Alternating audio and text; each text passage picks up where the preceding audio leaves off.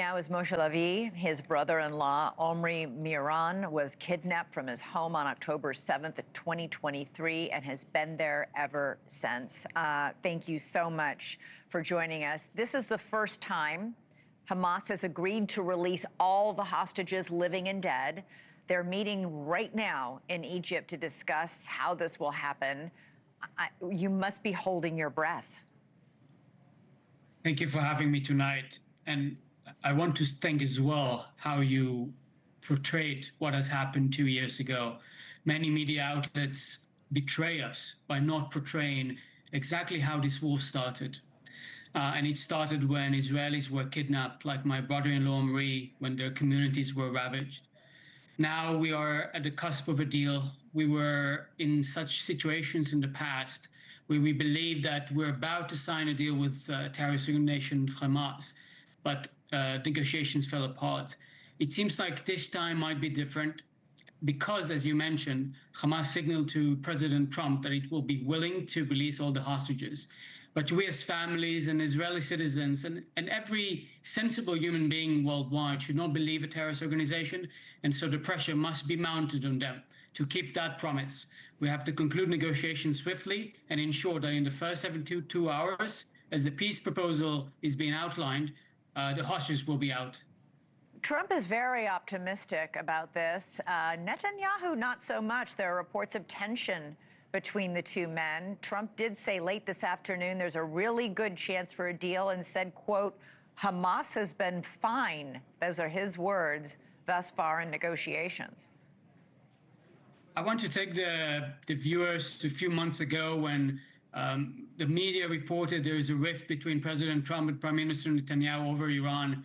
As you recall, eventually that was not proven to be true. They coordinated very well, in a way, through the art of deception, in order to ensure that Iran's nuclear plan will be dismantled.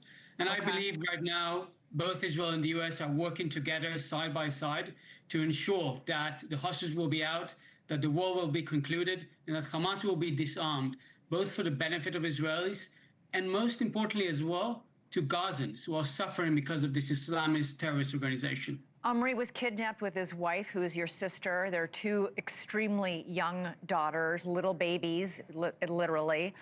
She and the girls were released, but Omri has been held now for 2 years in the tunnels of Gaza. Do you even allow yourself to imagine what he is going through? It's hard to imagine. And my sister herself, who was a captive for that day, luckily she was rescued before being taken to Gaza itself, having been held captive for hours in Kibbutz Nahal Oz with her baby girls. She described the experience as horrific. And one can only imagine what Omri has been going through for the past 2 years, tortured, starved, deprived of sanitation, water. As former hostages described, the situation is so dire in the tunnels.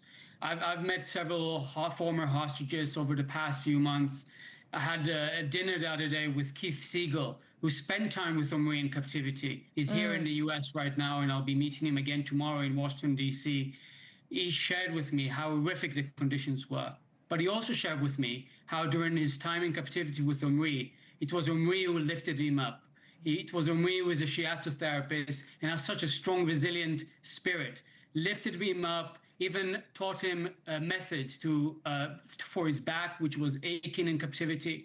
And I have no doubt that Omri is holding strong. But the problem is it doesn't only depend on him.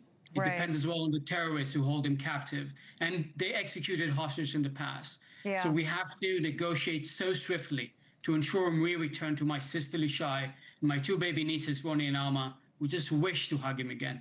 Well, you bring up Keith Siegel. He's actually going to join me tomorrow night on this show. We will speak to him as well. We are praying for you and your family and for Omri's speedy release. I cannot even begin to comprehend and understand what you and your family have gone through these past 2 years. Thank you so much for joining us. Thank you. Thank you for watching. Subscribe below and download our NewsNation app right now on your phone, and you will get fact-based, unbiased news for all Americans.